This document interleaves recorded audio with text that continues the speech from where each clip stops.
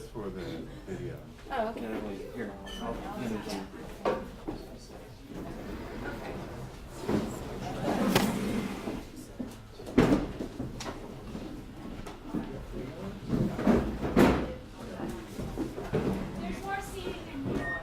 Do you want me to put up the screen here? No. Are you okay? Exercise. So we're actually at 11 now. Yeah, all right. We'll get things started in just a second.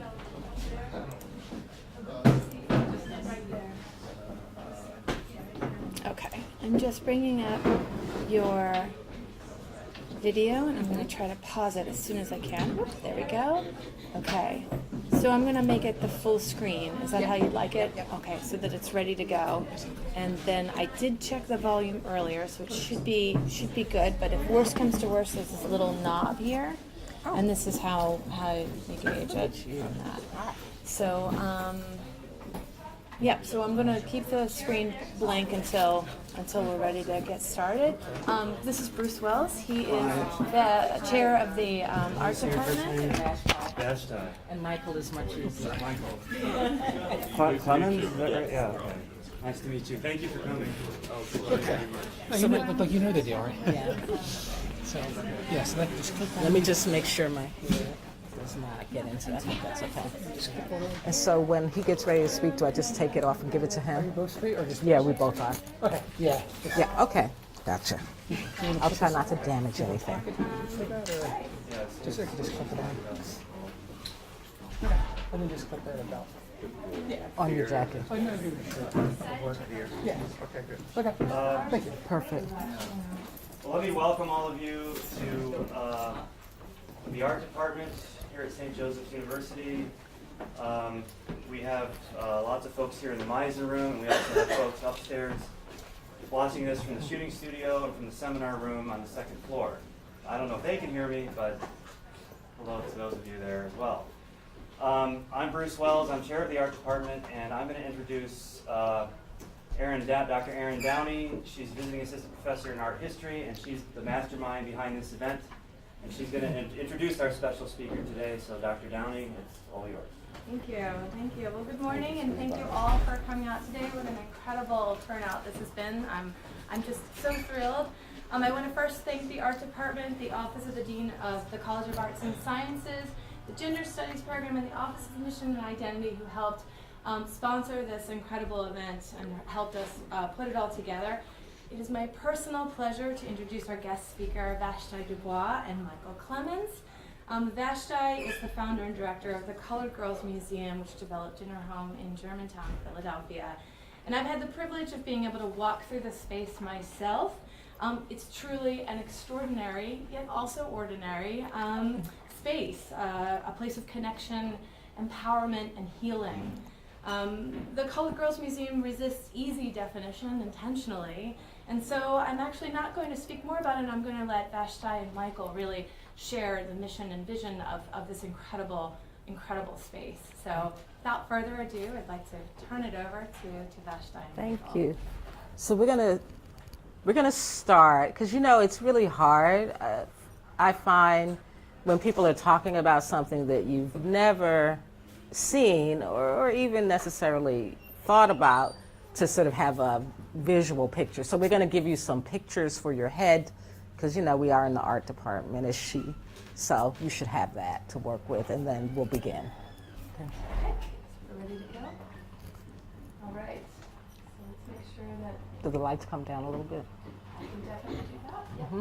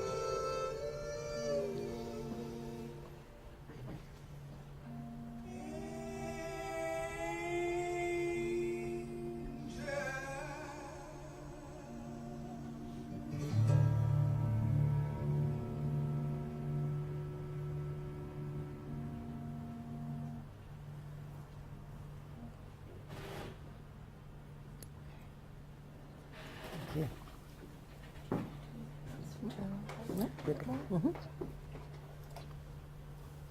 Yep. Okay. Perfect.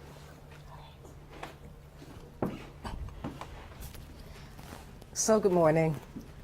So I hope that gave you a context, at a minimum, for like a small fraction of the reason that there might be a place called the Colored Girls Museum.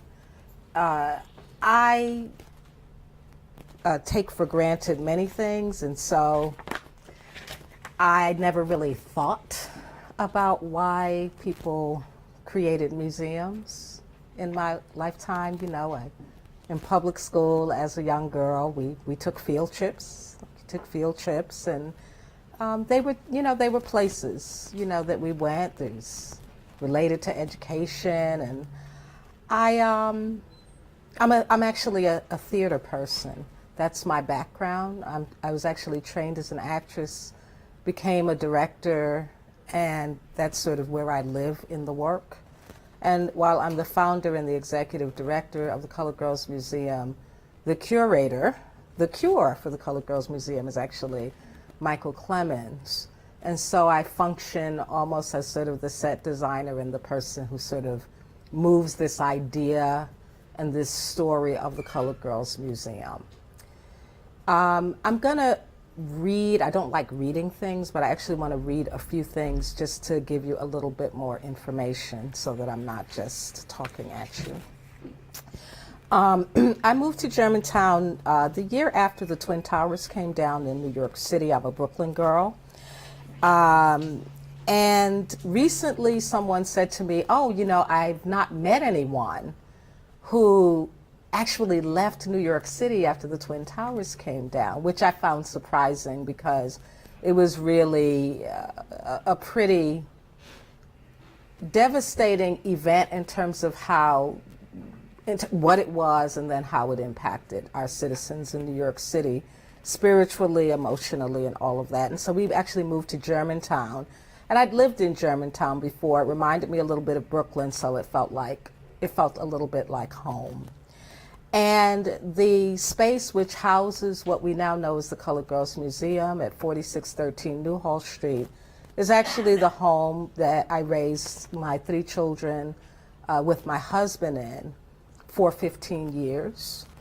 And my youngest, just went off to college this year. And so the home is actually fully now embraced by the Colored Girls Museum. And yes, in fact, he did have to live in the museum for the last 2 years. And of those 2 years, his room was the colored boys' room in the Colored Girls Museum, and it was actually online. We took it off senior year because he was driving us all crazy. And it was just easy, it was just easier, not to have to wrangle. But the interesting thing about it being on the tour for the Colored Girls Museum is that it was on at his request, because he said to me, Mom, this is legacy, and I want to be part of this legacy. Before the house became what we call the Colored Girls Museum, she performed for the first time in something, I don't know if you know of it, the Fringe Arts Festival in 2012. And that performance for her was called Eviction Proof Peep Show Home. And Eviction Proof Peep Show Home was a show about a house that was fighting to keep its family from foreclosure.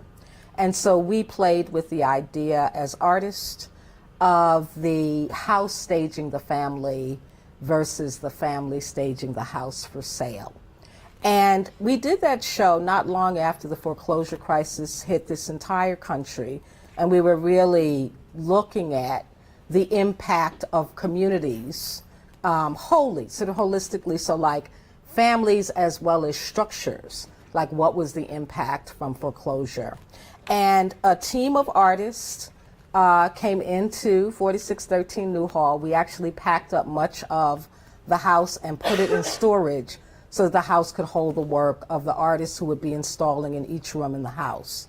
And the instruction for the artists was to imagine for themselves, like, what is foreclosure? What does it feel like? Because yes, of course, you can be foreclosed on in a home, but you can also be foreclosed on in a relationship. You can also be foreclosed on in an academic institution like this one. You can also be foreclosed on in a friendship, but really looking at this idea of foreclosure. So we knew that the house would and could perform. The Colored Girls Museum as a concept is actually very old. I was a sophomore in university when I began doing a series of events called Women's Work. And those projects involved all of the special interest houses, Ahua Campus, the Asian students' home, and Ujamaa, which was a black students' house on campus. It actually involved the women from all of those houses. And the idea was that we would take over a house, just the women of color on campus, and install it as a space of our own.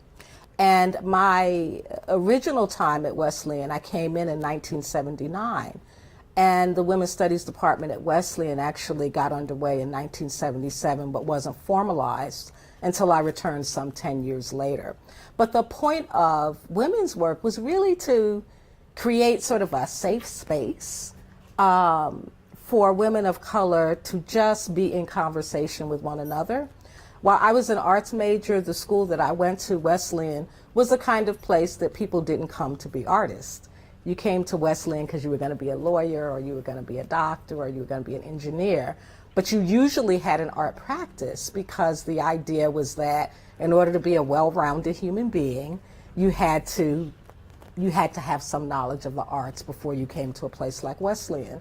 And so it really provided an opportunity for young women who were not going to be practicing any of the things that they were really excelled at to be able to do this once a semester. But more importantly, to be able to use the arts as a place of connection among one another, because we were at a predominantly white institution and it was pretty lonely out there. So that was actually the inspiration for this. And, it comes out of a tradition, I think, in the Black community. Before we were able to, go out to clubs and restaurants, our cultural opportunities took place in our homes. People like James Baldwin, Zora Neale Hurston, Maya Angelou, they gathered in one another's homes to share their artwork. And so for us, this idea of taking over home space, domestic space, and imagining it as cultural space is actually not that radical. Though it seems, you know, in these times, in these conversations, when people say, oh my God, it's so extraordinary what you're doing, I think we're still trying to catch up to that idea of it being extraordinary. Now, what is extraordinary is a colored girls museum. And, you know, I'm going to answer a question that many people have, which is why is it colored and why is it girl? So before we were Black, we were Afro-American, and before we were Afro-American, we were Negro, and before we were Negro, we were colored. Those were the classifications for Black folks in this country. We use the term colored to really bring your attention and our attention to the ways in which Black women, Black and brown women are colored by the world we live in every day. The world takes out its Crayola crayon and it colors us angry. It colors us oversexed. It colors us mature for our age. It colors us poor. And the list goes on. So colored to bring our attention to the ways in which we are being acted on. Girl, because, you know, girlhood, no matter who you are, is a place of great tragedy and a place of great triumph. And at the Colored Girls Museum, we seek to notice and hold both of those places as sacred and important. Specifically, the colored girl in this country has not had an opportunity to enjoy many of the benefits of childhood because we live in a country that doesn't notice that she's a child. So the Colored Girls Museum exists to speak to the girl in everybody that comes, 0 to 100, because girlhood is a sacred space. And we celebrate the ordinary colored girl, because I like to say that Michelle Obama will have a museum, she should. Maya Angelou will have a museum, she should. Shirley Chisholm has a museum, she should. These are some of the extraordinary people whose names that we know. But the world turns on the work of ordinary people every day. Ordinary people like you and I. The little things that we do and the big things that we do that make a huge difference. You need millions and millions and millions of people to make the world turn. Not thousands who all climb Mount Olympus, right? And so the ordinary colored girl through history, certainly over the last 400 years in this country, has given much to many and been little acknowledged for any of it. And our contributions are dispersed. So the Colored Girls Museum sets that record straight by operating as both a sanctuary, a clearinghouse, and a point of engagement for stories and perspectives that are specific to the colored girl. Now, why should you give a damn about her, particularly if you're not a colored girl, right? Because the colored girl is at the bottom of most things. So she has, of necessity, a unique and powerful perspective about how to change most things. And we're living in a moment, a political moment, a cultural moment, a spiritual moment, where we actually require powerful innovations coming from all kinds of places. And so we need to hear from all of our citizens. We need to have an understanding of what we all contribute. And when we speak to and acknowledge those who are at the bottom of most things, we actually see everybody. The colored girl of necessity holds everybody's story, history, and perspective. So if the colored girl isn't doing well, if the colored girl is in crisis, please understand that we're all in crisis. It may not come for you today, but it will come for you tomorrow, because that's just how it goes. And so the Colored Girls Museum is a blueprint, if you will, a place of engagement and complete immersion in colored girl land, because we don't have many spaces like this. And it's small. It's a drop in the bucket of what we can offer. But it's a beginning. And we like to think of it as both a museum, but more importantly, a movement. And now I'm going to turn it over to the curator for the Colored Girls Museum to talk a little bit more about the art of the Colored Girls Museum. Thank you.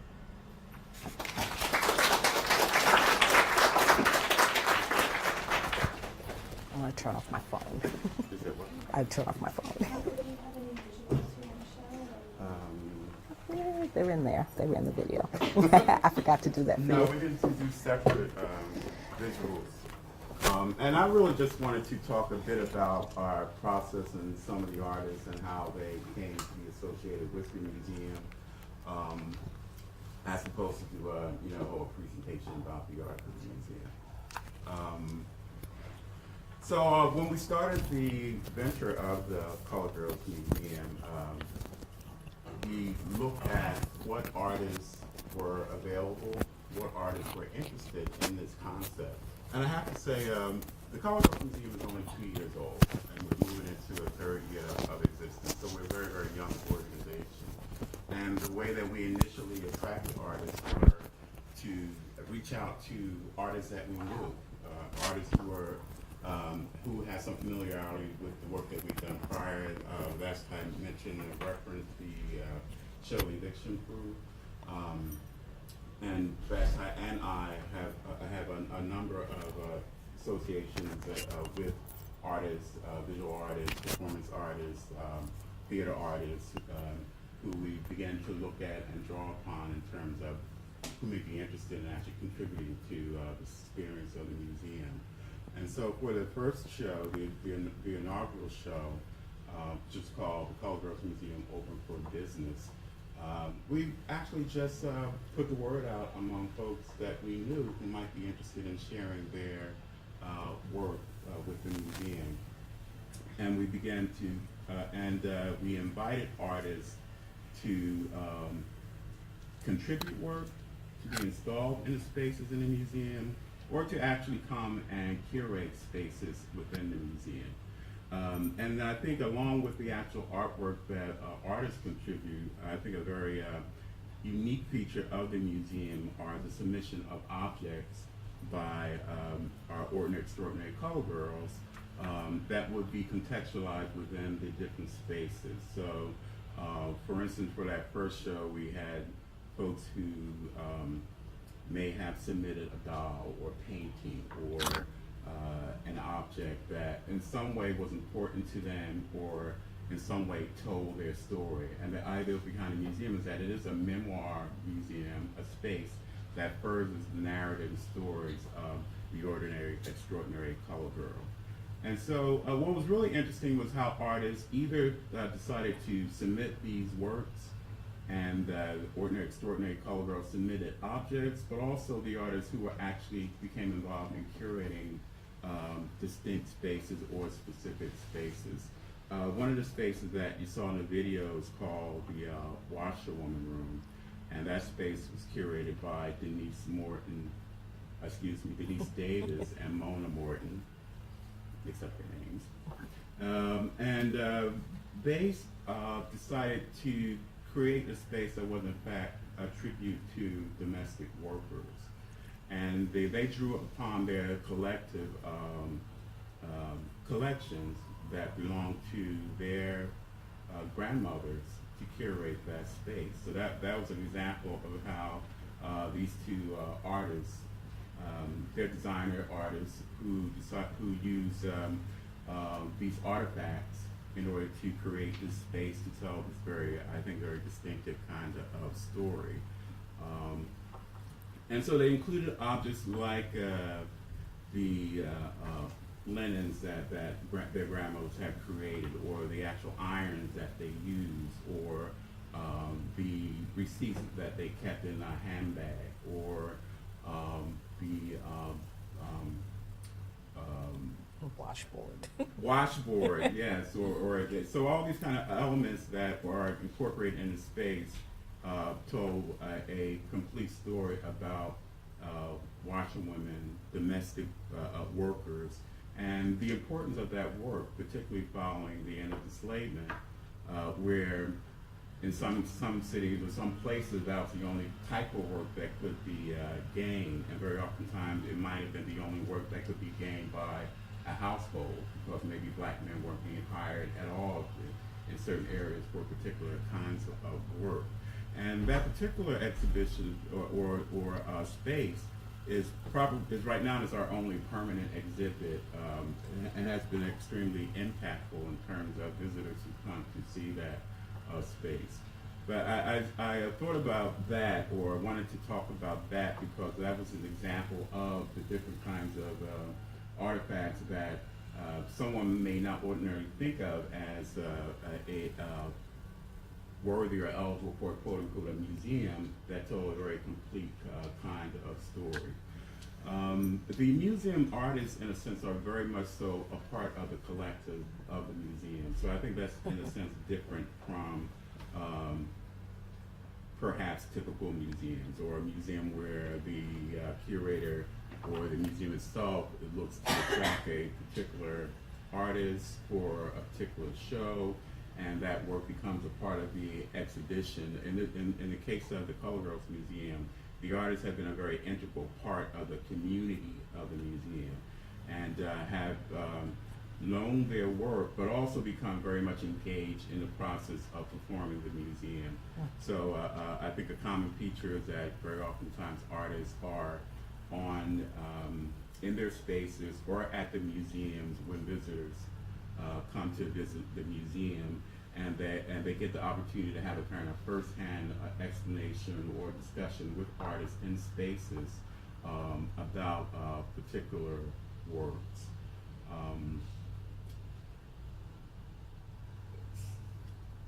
So for the current show, Urgent Care, a Social Care Experience, we have a number of artists who are sharing works that speaks to the different spaces in the museum. So contextualize the current show, the Urban Care, Social Care Experience posits the museum as a first responder or urgent care for the needs of our community. I would say following the election of our current president, there was a sense in terms of community of the museum that this was indeed a time for some urgent care. And so the museum, in this sense, posits itself as an urgent care facility with the different spaces responding to the audience or the viewers in much the same way as an urgent care would, but through the lens of the ordinary extraordinary color girl. How would that be contextualized? So, for instance, when visitors come in, they enter into a reception space. In the video, there was a reception desk that was very different from probably any reception desk that you would ordinarily see in an urgent care space. That was created and curated by artists Marie Marshall Clark and Petra Floyd, and they envisioned the reception desk as a very welcoming object, or a welcoming basket, and it includes medicinal herbs and a message that We are the ones we've been waiting for. we are the ones that we've been waiting for. There's you also saw in the video an installation, fabric mural installation by Destiny Palmer in that space. And Livette Bauer contributed a number of pieces from a body of work called Air Stories. So I think I would just talk a bit about the process for the last two shows that we've done as an open call to artists who could respond to a prompt about an idea or a theme that related to the current exhibition that we were planning or mounting for the museum. And those prompts, in a sense, or the artist who responded to those prompts in a very real way decides what goes into the different spaces at the museum and how those works and objects will be curated into different spaces. I'm not sure what other elements you want me to talk on. But we can fill that in, but we can open for questions and we can get some water. Okay.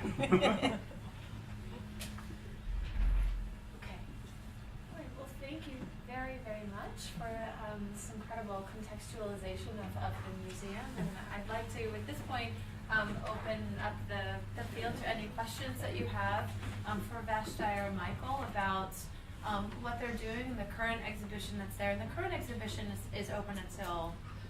Actually, the current exhibition, we're just going to pause for a second. You want to step out?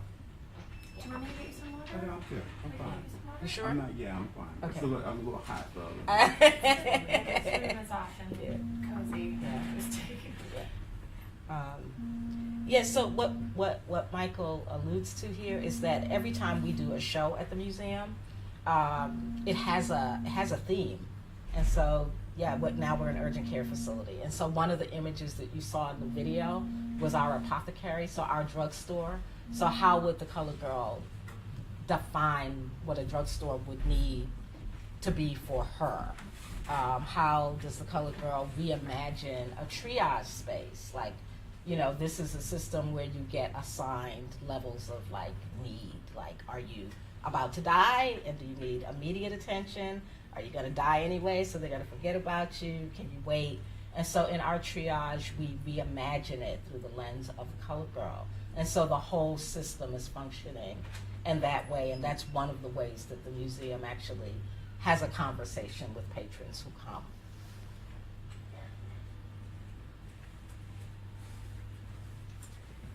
Does anyone have any questions out there? I think I know what you mean, but I'd love to hear more about what you said about if the colored girl is having a problem, then it's a problem for all of us. And I'd love it if you could say more about that. Sure. So, you know,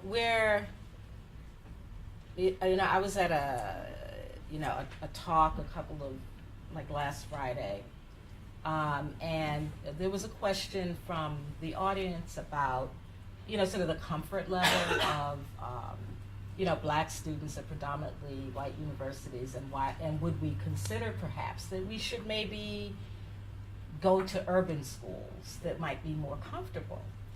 And, she said, I work at a law firm in Boston, and some of these same issues, come up in this law firm. And I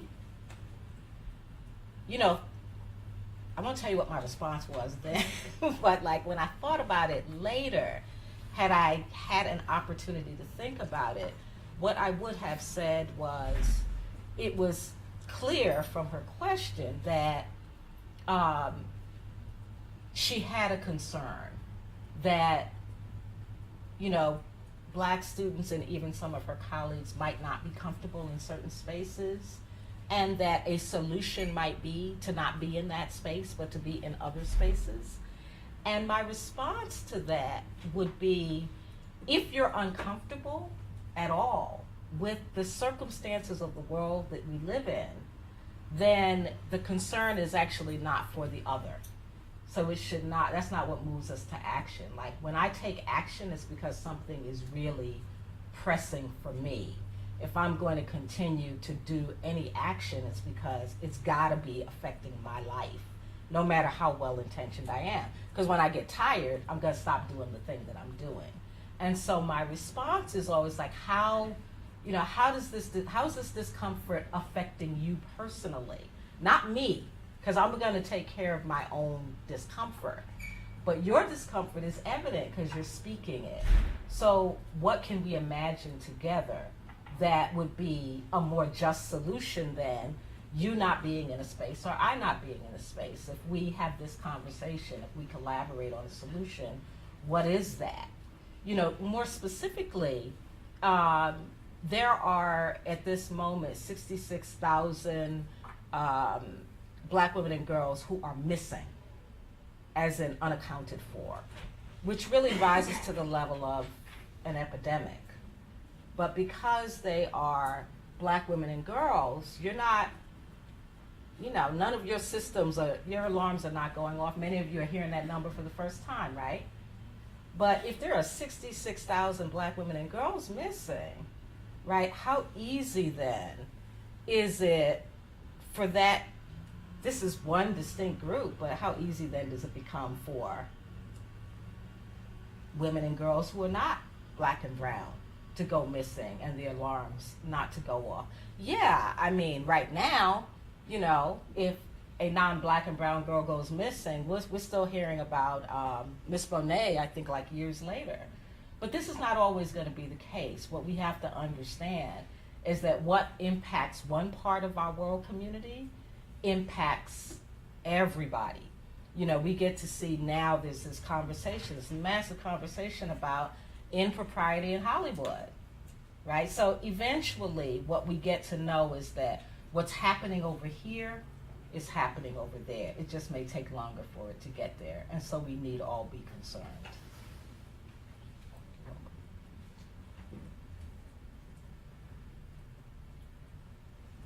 Yes.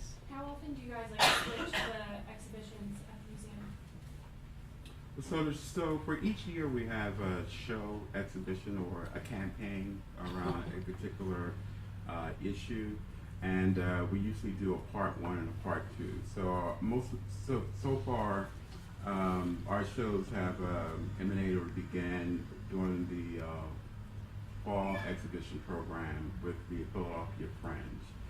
Starts in September, and that show usually runs from September through the end of November or through November. And then after that, we are open for group tours, but in terms of our regular scheduled tours, we're offline for until the next show opens as a part of part 2, in March. And then the show goes again until the summer. So just usually, so in a sense, we have the first part of the show. The second part of the show usually introduces additional elements, additional works, and runs for the spring into summer, and we start all over again. So right now, Sunday tours are offline, but our groups, Monday through Saturday, we book groups of 10 or more during the week.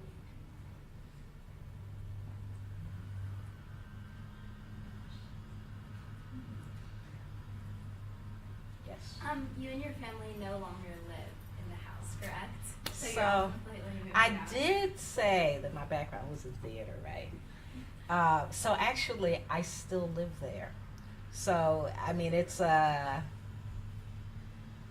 an interesting, it's an interesting thing to be doing. The Colored Girls Museum will always have a caretaker, and so, I see myself in that role right now. But I may not always be that caretaker, but I do in fact live in this show. We also have a residency program, so our first artist in residence just completed her residency in September. And, as a concept, she graduated from Bryn Mawr in the spring. She was really excited to be the artist in residence in the Colored Girls Museum, but I'm not sure she entirely understood that means that on Sunday, she's part of the show of the Colored Girls Museum, as am I.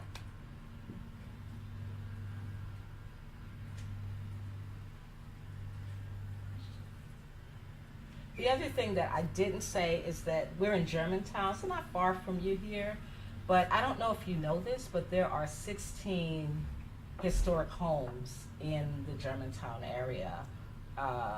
Historic Germantown is sort of holding and managing those historic homes, everything from the Johnson House, which, one of its claims to fame is that it was a stop on the it's a supposed stop on the Underground Railroad.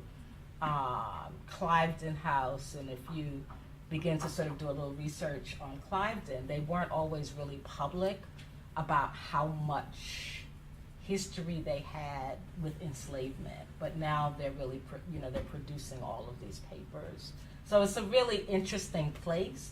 And while we didn't think about that when we dropped the Colored Girls Museum into the mix, obviously, and these are old historic homes, preserved typically because of the families who were there. So dropping in a concept like the Colored Girls Museum, I guess, qualifies as pretty radical placemaking when you juxtapose us to like how those spaces exist in Germantown. And I think the museum definitely plays with the notion or the concept or ideal of a house museum. And so I think that very oftentimes we're playing with that subtext of what that has meant and how the museum itself is very different from, the current examples of the house museum. Could you maybe elaborate a little bit more on that? 'Cause that was the question I was going to bring up, was how does it sort of engage with this idea of museum? How does it engage with the idea of house? And how does it engage with house museum? Well, many museums actually began as houses, or someone created a museum in their homes. Very oftentimes, the house museums were the homes of the elite, and they had quote unquote collections that they felt worthy to share.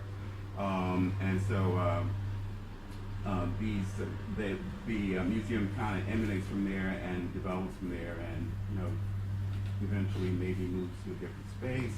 But the tradition of museums becoming houses is, other way around. Houses becoming museums, it's not uncommon. I think the way the Colored Girls Museum, in a sense, was birthed, where it came to it, didn't have to do with or was not about the structure itself or the possessions that were already a part of that particular structure, or even though the building itself can be historic in terms of its architecture and where it is in Germantown. The museum didn't start because the structure is quote unquote historic or has some type of historic designation, but it really is about using the space of an ordinary extraordinary to provide sanctuary, in a sense, for the ordinary extraordinary colored girl. The mission of the museum is that the museum is a memoir museum that is a public ritual for the protection, praise, and grace of the colored girl. And so the art and artifacts that come into the museum it's all reflected through that lens. So in a sense, it's not about the possessions of quote unquote the family that lived there, which many museums usually began with and build from there, or the art collection that particular family quote unquote owned. It really is about providing the space and then acquiring these works of artists or submissions from ordinary extraordinaries that these artifacts that elaborate on a narrative or story or something that particular person wants to share about their experiences.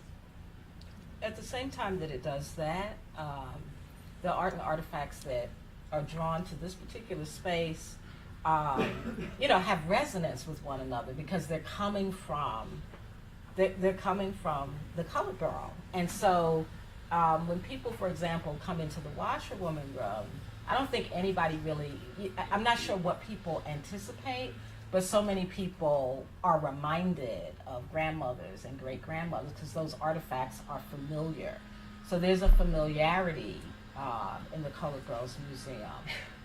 And so while it doesn't tell the story of one particular family, in many ways it begins to uncover the connection between so many different colored girls. I mean, I like to say our experiences are as different as our skin tones, but then there are these places where there's commonality. And so in some ways, the collection that's building at the Colored Girls Museum is almost like a reassembling of family members who've been separated. And I was going to ask that question. Can you speak to the impact it has on women in particular who come into the space and feel that historic pull and connection?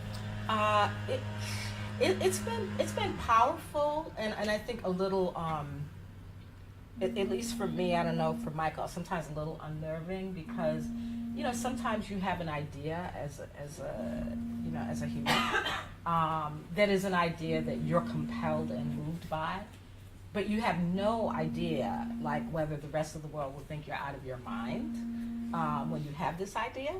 So certainly you don't necessarily anticipate, can't imagine that people will get it. And I did not necessarily imagine that people would get it when the show was fully installed and open to the public.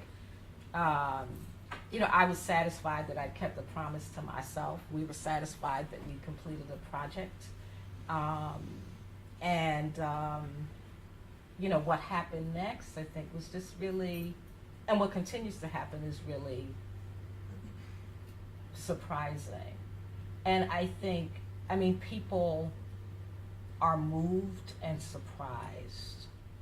First of all, one of the things that, and I hope some of you will come, because there's a reference point in the museum that you don't really get to see, It's an immersion in color girl land. So, if you're a color girl, for the first time you realize you're not painting yourself into the story because you are the story. If you're not a colored girl, you realize, holy shit, like this is a whole other story. And it's a story that I find connection with, shockingly, because were you to ask, it would not be the expectation. But of course, because we're human beings and we have connections, beyond class and race and gender, we have connections. And so, I would say that the primary response is, oh my God. And it's ordinary. It's an ordinary house. You'll walk right past it. In an ordinary neighborhood, and I am an ordinary colored girl. And, part of my passion for the ordinary is that, again, we live in a world where people try to convince us that you have to be this thing in order to make a difference.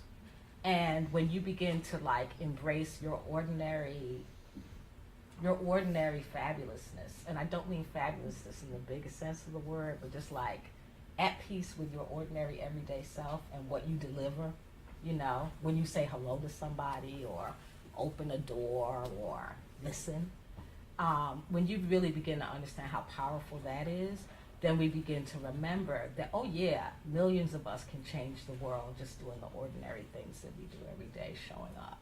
And I think that is the biggest impact that the museum has, is that it's a reminder. People walk through it and go, oh, I could do this. And the answer that we have is, yeah, you could and you should.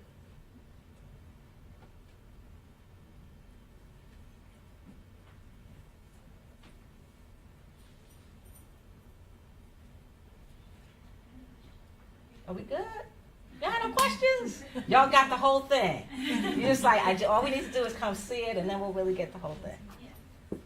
It's true. I've been there, and you have to see it. I implore you to go and experience this space because it is incredibly moving, and you can get a sense of that, of the power of it through the speakers themselves, through what we can see, but it grabs you on every level. And part of that is because the space has an agency, and it's really revealed how much that space really moves you through. That it's so many different things. There's sort of a collaborative element. The space itself moves you through, and it connects in a way that hits you on so many different levels. And I say, museums are, they're public altars. They're rituals. They perform, they instruct, and they direct our attention. All of them. And they tell us what's important. So, in this work that we do, we say, oh yeah, this thing is important. It's important because we say so. Like every museum that exists in the world with its collections, those collections are important because somebody said so. Your dorm rooms, your parents' homes, living rooms, all of these places are museums with artifacts and stories that make a connection and tell you what's important in your family history, your family line. I'm looking at the monuments on your campus, like this incredible room, museum, telling us what's important. And so really being conscious of that and noticing the ways that we can bring our own story to the stories that we've been, inculcated into. And I do think that visitors, because of where the museum is and how it's contextualized, it is in the house. We do perform the tour. So I think what's different is that, for instance, right now, none of the work is labeled. So there's none of those usual labels that you go into a museum and you start to read under each of the pieces. We actually did that for our initial show, and that, that sort of classic, this is what you have to do with work in a museum. And then we saw that's what people did do in a museum. They go in a room or a gallery, and then they start to read all the signs under the work, which I felt, or which we felt, really detracted from the experience of the museum. And so we do tours because that is a way to actually perform the museum. And in doing the tours, talking about the work, explaining the artifacts, the reaction of the visitors, I think is very different from the experience of folks who might visit the art museum and do a tour that's focused primarily on the collected works. So I think that's what's very different. I think people experience the space very differently because of that. They experience it as walking into someone's home and looking at the works and the collected works and looking at the artworks. But then they might look over at the windowsill and see a bracelet. And that's not, ordinarily that's not something you would see in a museum. And it's interesting how those items or those artifacts in the museum resonate so differently with an individual, and we get a whole range of emotion. For whatever reason, that particular object might resonate particularly with a person who begins to share a whole story about it. And I think that whole notion of performing in a museum in the tours and giving folks an opportunity to experience the space is very different from what you come to expect when you walk into quote unquote museum.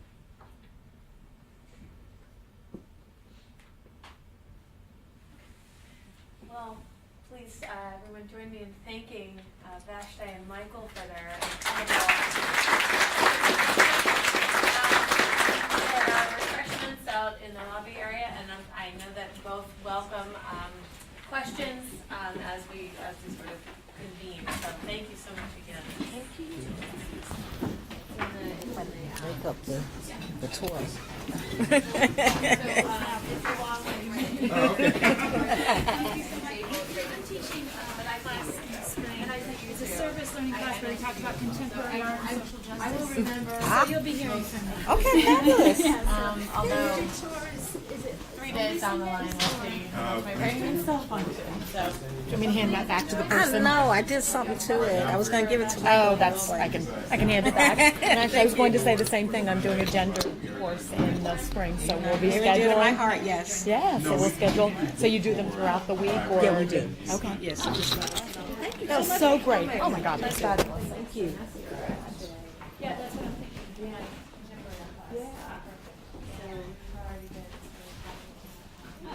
I'm sorry. And is funding coming? I mean, baseball is supportive.